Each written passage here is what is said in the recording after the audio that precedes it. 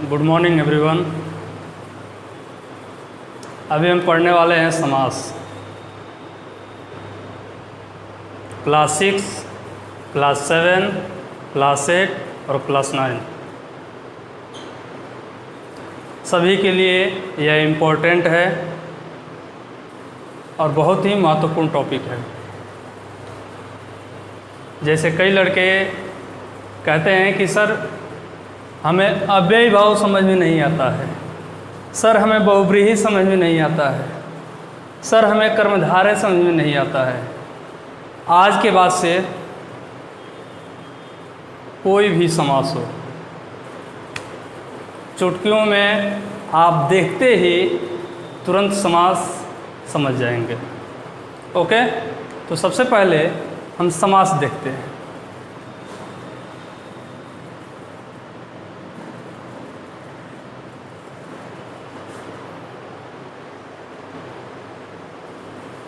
जैसा कि आप देख रहे हैं, समास ये दो शब्दों से मिलकर के बना है, सम प्लस अस।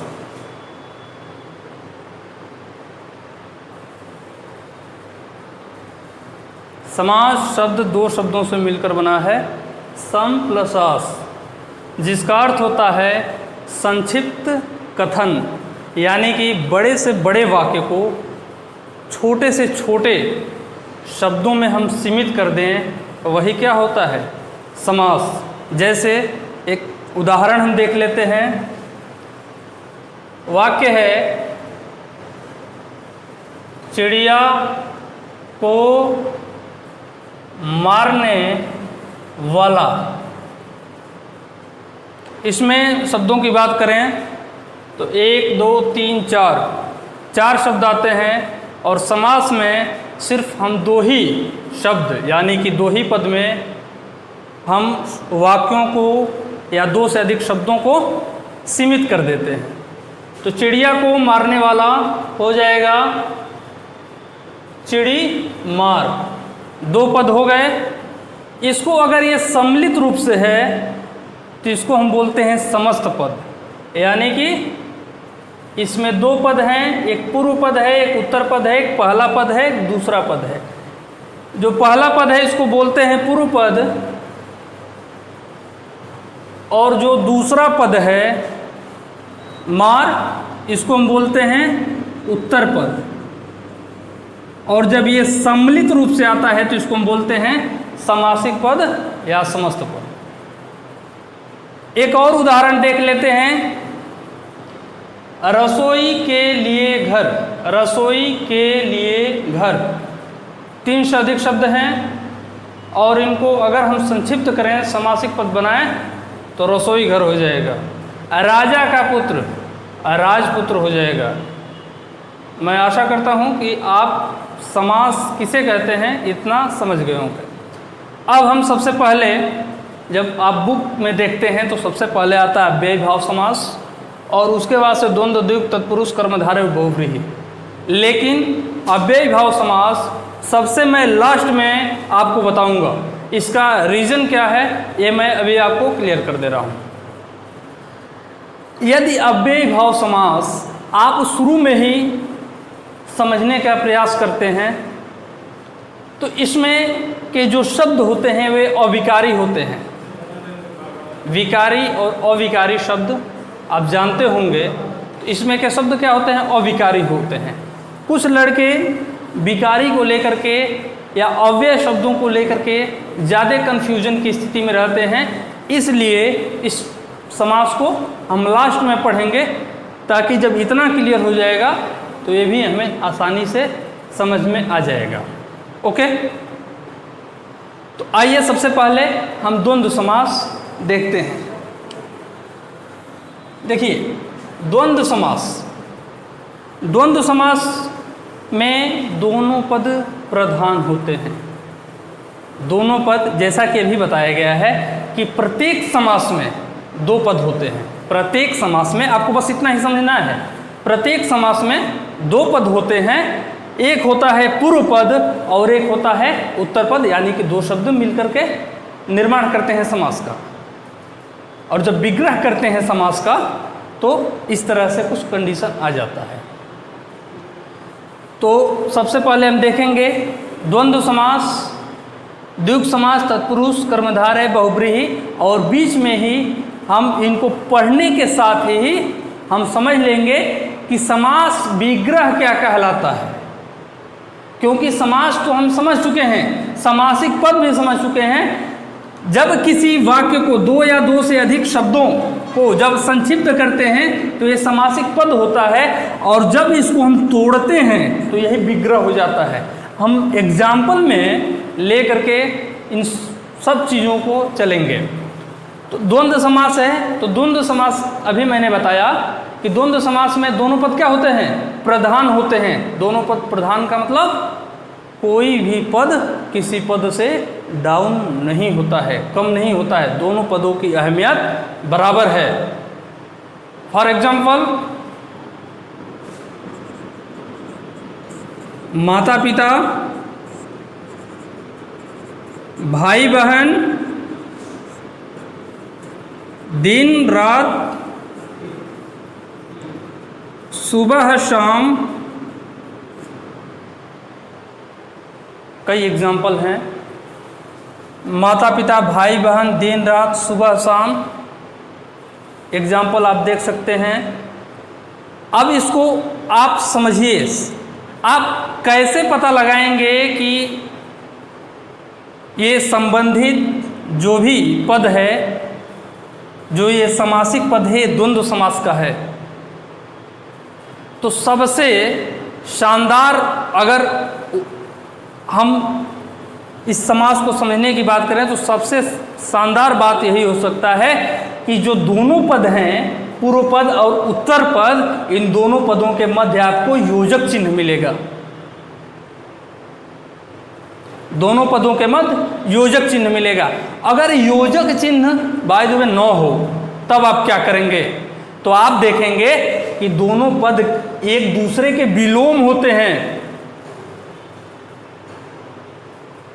द्वंद्व समास के दोनों पद एक दूसरे के विलोम होते हैं। जैसे माता पिता, भाई बहन, दिन रात, सुबह शाम।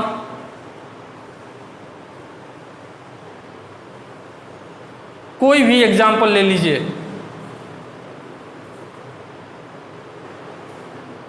अगर आप विलोम पर और योजक पर अपना दिमाग नहीं लगाना चाहते हैं तो और तरीका है। जब आप इसका विग्रह करेंगे, यानी कि दो पद हैं, समासिक पद है, और समास में दो पद होते हैं, लेकिन जब विग्रह करेंगे तो दो से अधिक पद आ जाएंगे, यानी कि 3 पद, 4 पद, 5 पद तक हो सकते हैं। एक पूरा का पूरा वाक्य हमारे सामने आ सकता है। तो जब विग्रह करते हैं इस समास का तो हमारे सामने और, एवं, तथा शब्द आते हैं। अब विग्रह करके देख लीजिए। माता पिता, माता और पिता, भाई बहन, भाई और बहन, दिन रात, दिन और रात, सुबह शाम, सुबह और शाम, हाथी घोड़ा, हाथी और घोड़ा,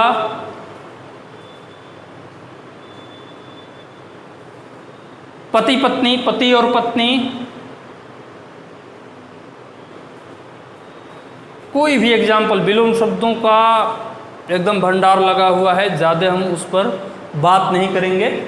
और एवं तथा आता है, माता और पिता, माता एवं पिता, माता तथा पिता, भाई बहन, भाई और बहन, भाई एवं बहन, भाई तथा बहन, दिन रात, दिन और रात, दिन एवं रात, दिन तथा रात। तो मैं आशा करता हूँ कि अब द्वंद्व समास पूरी तरह से आप समझ गए होंगे। अब हम दूसरे समास पर चलते हैं। दूसरा समास द्विगु समास का है, द्विगु समास है। इस समास में पहला पद संख्यावाचक विशेषण होता है। हेलो,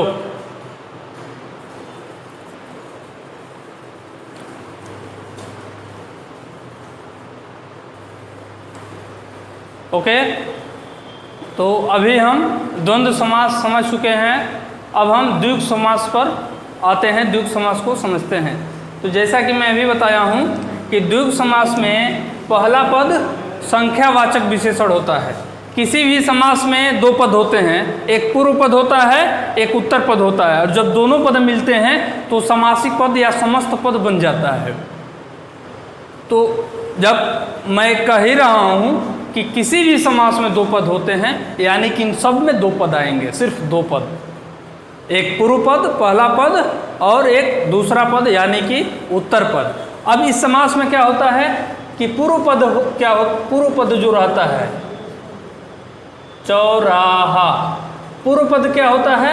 संख्यावाचक विशेषण होता है, संख्यावाचक विशेषण। जो उत्तर पद की संख्या में विशेषता बताता है। पहला पद संख्यावाचक विशेषण होता है, ये पूर्व पद है जो उत्तर पद की संख्या को बताता है। बस इतना। अब जब हम इसका विग्रह करते हैं तो कोई भी संख्या हो वो समूह में होती है, कोई भी संख्या हो वो समूह में होती है इस समास में। तो समूह या समाहार शब्द जब इसका हम विग्रह करते हैं तो हमें समूह या समाहार शब्द देखने को मिलता है। चौराहा पहला पद क्या है? संख्यावाचक विशेषण जो दूसरे पद की संख्या को बता रहा है। चौराहा यानी कि चार राहों का समूह या समाहार। लिख दे रहे हैं, चार राहों का समूह या समाहार। चौराहा। त्रिनेत्र, तीन नेत्रों का समूह या समाहार। दोपहर, दो पहरों का समाहार। नवरात्र, नवरात्रियों का समाहार। सप्तर्षि, सात ऋषियों का समूह। पंचवटी, पांच वटों का समूह। षडानन, छह सिरों का समूह। चारपाई, चार पायों का समूह या समाहार। चौपाया, चार पायों का समूह या समाहार। पंजाब, बहुत क्रिटिकल है ये। अगर कोई एग्ज़ाम है और उसमें अगर समास से रिलेटेड क्वेश्चन आ रहा है और एग्जामिनर जो है द्विगु समास से क्वेश्चन उठा रहा है तो पंजाब पर ज़्यादा ध्यान देता है। तो पंजाब का क्या होगा? पांच आबों का समूह या समाहार। आब का अर्थ होता है नदी। आब का अर्थ क्या होता है? नदी। तो पंजाब का क्या हो जाएगा? पांच आबों का समूह या समाहार। इतना क्लियर है? तो हम द्विगु समास में क्या देखें कि पहला पद संख्यावाचक विशेषण होता है जो दूसरे पद की संख्या को बताने का कार्य करता है। ओके, अब हम देखेंगे तत्पुरुष समास।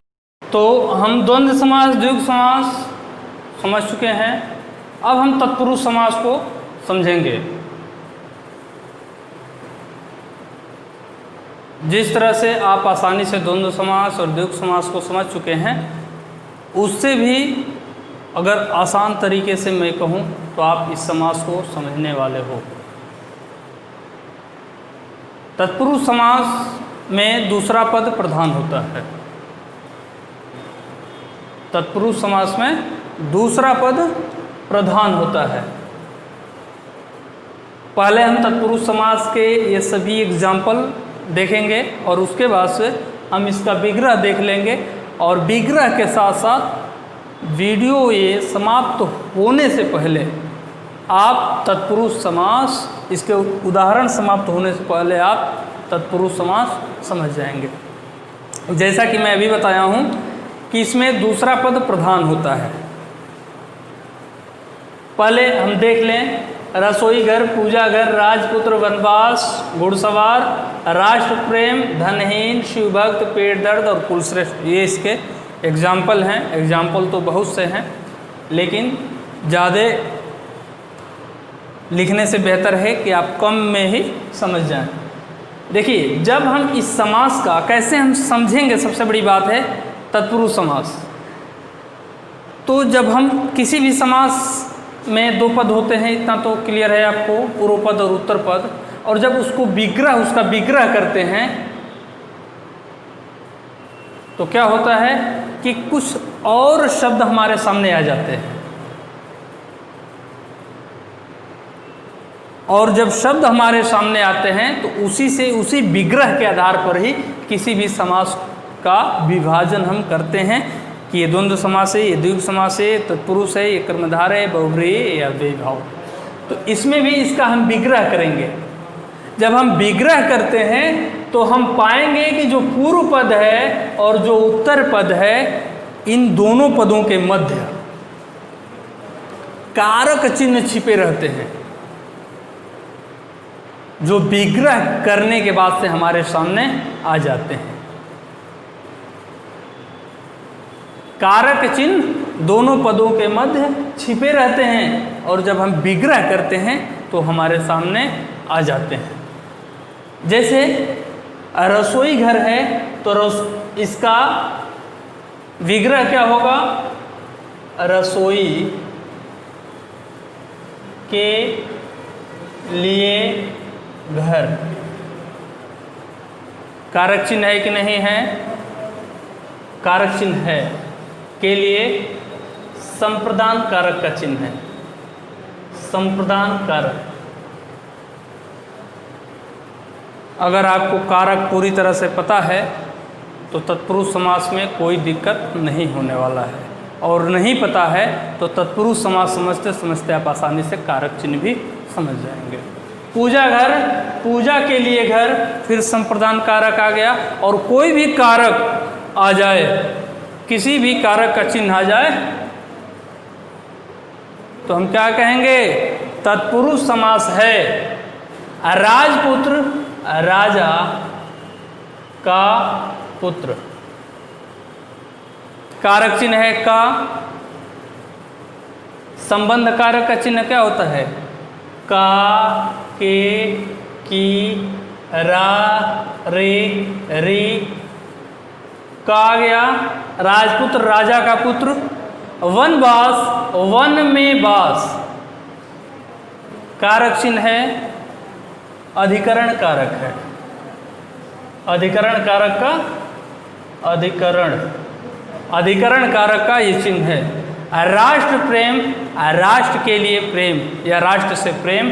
धनहीन, धन से हीन।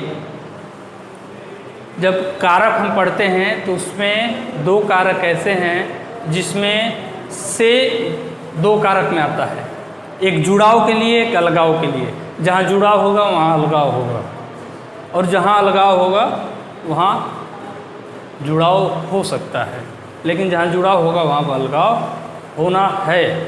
तो हम देखेंगे धनहीन, तो आप अब इसमें कहेंगे कि सर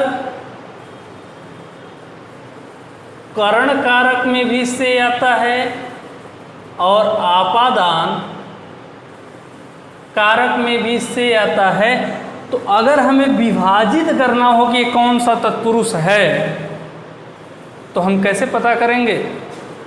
जैसे धनहीन है और इसका विग्रह होगा धन से हीन, तो हम कैसे पता करेंगे कि ये करण कारक है कि ये आपादान कारक है ना? सोचने वाली बात। तो सबसे आसान है, करण कारक में जुड़ाव होता है और आपादान में अलगाव होता है। जैसे छोटा सा उदाहरण हम समझेंगे। अगर मैं एक एग्जाम्पल लिख रहा हूँ, आप इस एग्जाम्पल को ध्यान से देखिए। जैसे अगर मैं कहूँ कि अध्यापक ने छात्र को छड़ी से मारा। तो छड़ी कहाँ है? अध्यापक के हाथ में है। तो हम जहाँ ये से आएगा, करण वाला आएगा, वहाँ के द्वारा हम बैठा करके चेक कर लेंगे। अगर के द्वारा वहाँ पर बैठ जा रहा है तब तो करण कारक है। तो हम ये भी कह सकते हैं कि अध्यापक ने छात्र को छड़ी के द्वारा मारा। कुछ तर्क संगत है लेकिन सही है। छड़ी से मारा, छड़ी का जुड़ाव है अध्यापक के साथ। अगर हम यही कह दें कि वृक्ष से पत्ते गिरते हैं, तो ये पत्ते क्या हैं? अब वृक्ष से अलग हो रहे हैं। यहां भी वृक्ष से पत्ते गिरते हैं। वृक्षात् पत्राणि पतन्ति, वृक्ष से पत्ते गिरते हैं। तो ये से क्या है? यहां पर ये अलगाव दिखा रहा है। दूसरा एग्जाम्पल, बंदर छत से कूद गया, तो छत से बंदर अलग हो गया। वृक्ष से पत्ते गिरते हैं तो पत्ते वृक्ष से अलग हो गए। लेकिन अध्यापक ने छात्र को छड़ी से मारा, तो यहाँ पर क्या हो गया? करण कारक, यहाँ जुड़ाव है, यहाँ पर आपादान अलगाव है। तो हम धनहीन में धन से हीन, धन से उसका अलगाव है, इसलिए यहाँ पर आपादान तत्पुरुष होगा। फिर शिव भक्त, शिव का भक्त संबंध कारक आ गया। पेट दर्द, पेट में दर्द अधिकरण कारक आ गया। कुल श्रेष्ठ, कुल में श्रेष्ठ। अब सबसे पहले शुरुआत में मैं बताया था कि समास में दूसरा पद प्रधान होता है। कैसे दूसरा पद प्रधान होता है मैं भी समझ लेते हैं। दूसरा पद, इसमें दूसरा पद ये है, दूसरा पद ये है, ये है, ये। तो हम ये समझेंगे कि प्रधान कैसे। तो घर है, इसकी विशेषता क्या है कि रसोई क्या है। घर है, इसकी विशेषता क्या है कि पूजा क्या है। पुत्र है, विशेषता क्या है कि राजा का पुत्र है। सवार, किस पर सवारी है? उसकी घोड़े पर सवारी है। प्रेम किससे है?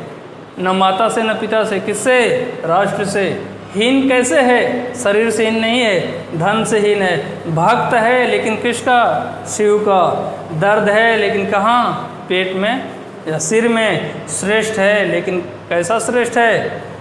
कुल का श्रेष्ठ है। ओके, तो ओके स्टूडेंट, अब तत्पुरुष समास हम समझ चुके हैं। अब आइए हम कर्मधारय समझते हैं। कर्मधारय समास में उत्तर पद प्रधान होता है। कर्मधारय समास में उत्तर पद प्रधान होता है और पहला पद विशेषण और दूसरा पद विशेष्य होता है। उपमेय उपमान का भी संबंध बनता है, लेकिन विशेषण और विशेष्य को लेकर के हम पूरे समास को समझने वाले हैं। तो जैसा कि मैं बताया कि कर्मधारय समास में दूसरा पद प्रधान होता है। प्रत्येक समास में दो पद होते हैं, इतना तो आप जानते ही हैं। पहला पद क्या होता है? विशेषण होता है और दूसरा पद विशेष्य होता है। दूसरे पद की विशेषता पहला पद बताता है। पहचान का तरीका, जब हम इसका विग्रह करते हैं, इस समास के दोनों पदों का विग्रह करते हैं, तो हमें शब्द है जो के समान, ये शब्द प्राप्त होते हैं और कभी कभी हमें रूपी शब्द भी प्राप्त होता है। ओके, तो आइए हम इसका विग्रह करके देख लेते हैं। नील गाय, नील है जो, नीला है जो गाय, या नीली है जो गाय, है जो आया। पीतांबर, पीला है जो अंबर, अंबर यानी कि वस्त्र, वस्त्र की विशेषता क्या है कि ये पीला है। श्वेतांबर, वस्त्र की विशेषता क्या है कि ये श्वेत है।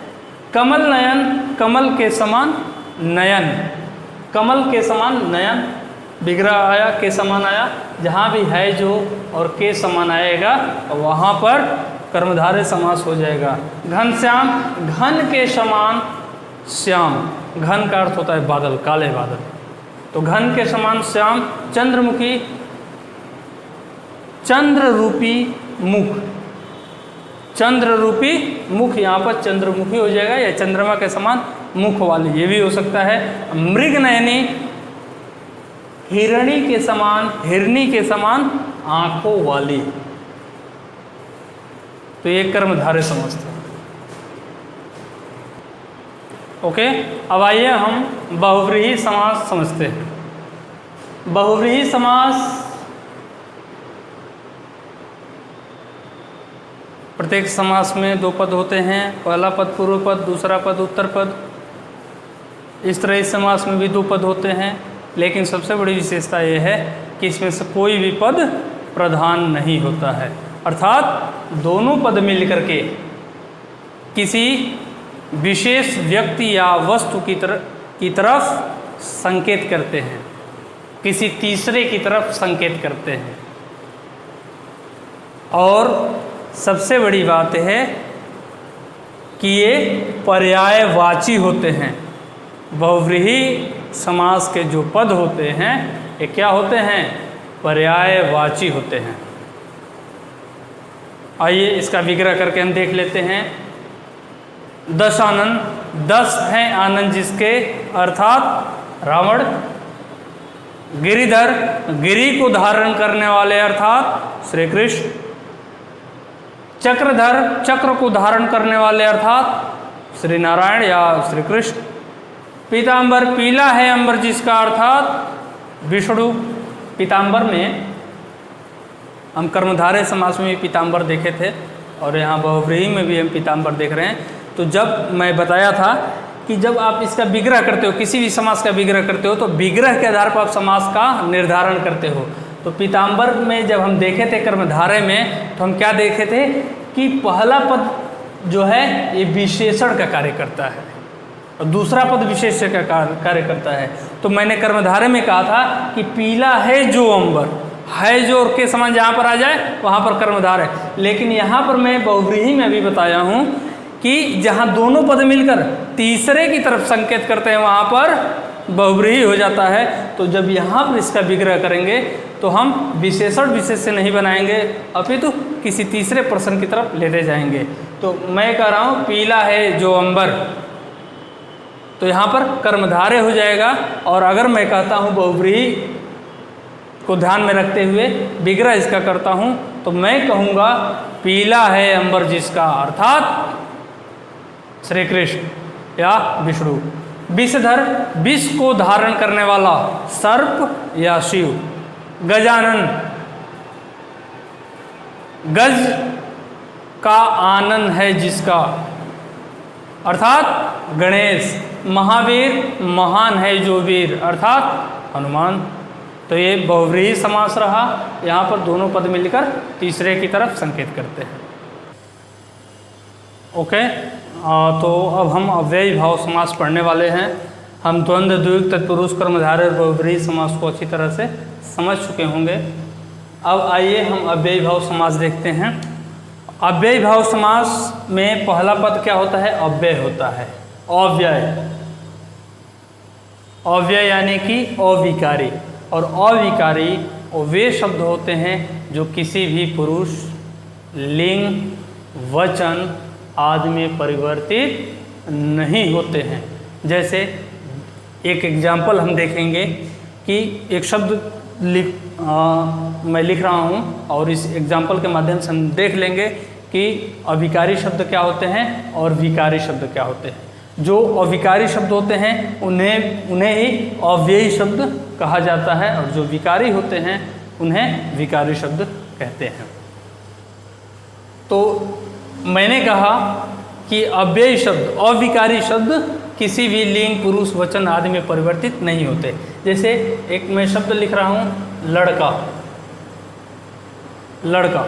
अब मैं इसको पता कैसे करूँ कि ये शब्द विकारी है कि अविकारी है? तो लिंग में इसका परिवर्तित करूँगा। सबसे पहले ये लिंग कौन सा है? तो मैं देख रहा हूँ पुल्लिंग है, तो पुल्लिंग है तो ये स्त्रीलिंग में कन्वर्ट होगा ही होगा, तो लड़का से लड़की हो जाएगा। फिर लड़का, मैं वचन देखा तो एक वचन है और इसको बहुवचन में, अगर एक वचन है तो बहुवचन में भी ये चेंज होगा ही होगा, तो लड़का से लड़के कर दिया। या लड़कों कर दिया, तो क्या हो गया, ये विकारी है, यानी कि इसमें विकार हो जाएगा। और जो अविकारी शब्द होते हैं वो किसी भी लिंग, पुरुष, वचन आदि में परिवर्तित नहीं होते। तो इस समास का जो पूर्व पद होता है ये अविकारी होता है। आजन्म में आ जो है अविकारी शब्द है, आप इसमें ये नहीं तय कर सकते हैं कि कौन सा लिंग है, कौन सा वचन है या कौन सा पुरुष है। ओके, तो ये सभी शब्द जो होते हैं अविकारी होते हैं, सभी पद पूर्व पद, और उत्तर पद के मिलने के साथ ये इसको भी अविकारी बनाने का कार्य करते हैं। इसका विग्रह देख लेते हैं। आजन्म, जन्म भर या जन्म भर, बेशक, बिना शक के, प्रतिदिन, दिनों दिन या प्रत्येक दिन, आमरण, मृत्यु तक, भर पेट, पेट भर कर, यथाशक्ति, शक्ति के अनुसार, प्रति क्षण, प्रत्येक क्षण। ओके स्टूडेंट, तो हम समास में द्वंद्व समास, द्विगु समास, तत्पुरुष समास, कर्मधारय, बहुव्रीहि और अव्यय भाव पढ़ चुके हैं। और एक छोटे से, अब ज़्यादा समय मैं नहीं लूँगा, अब मैं फिर से क्लियर कर दे रहा हूँ, आप समझ जाएंगे कि समास कौन सा है। तो द्वंद्व समास में हमने क्या देखा कि द्वंद्व समास में और एवं तथा आता है तथा दोनों पद एक दूसरे के विलोम होते हैं। द्विगु समास में पहला पद संख्यावाचक होता है। तत्पुरुष समास में दोनों पदों के मध्य कारक चिन्ह का लोप रहता है। कर्मधारय समास में पूर्व पद विशेषण और दूसरा पद या उत्तर पद विशेष्य होता है। बहुव्रीहि समास में दोनों पद मिलकर किसी तीसरे पर्सन की ओर संकेत करते हैं। और अव्यय भाव समास में जैसा कि आप देख सकते हैं कि पूर्व पद अविकारी होता है, जो दोनों पदों को अविकारी बनाने के साथ साथ इस समास का निर्धारण करता है। इस तरह से आपका पूरा समास क्लियर हो गया। जय हिंद।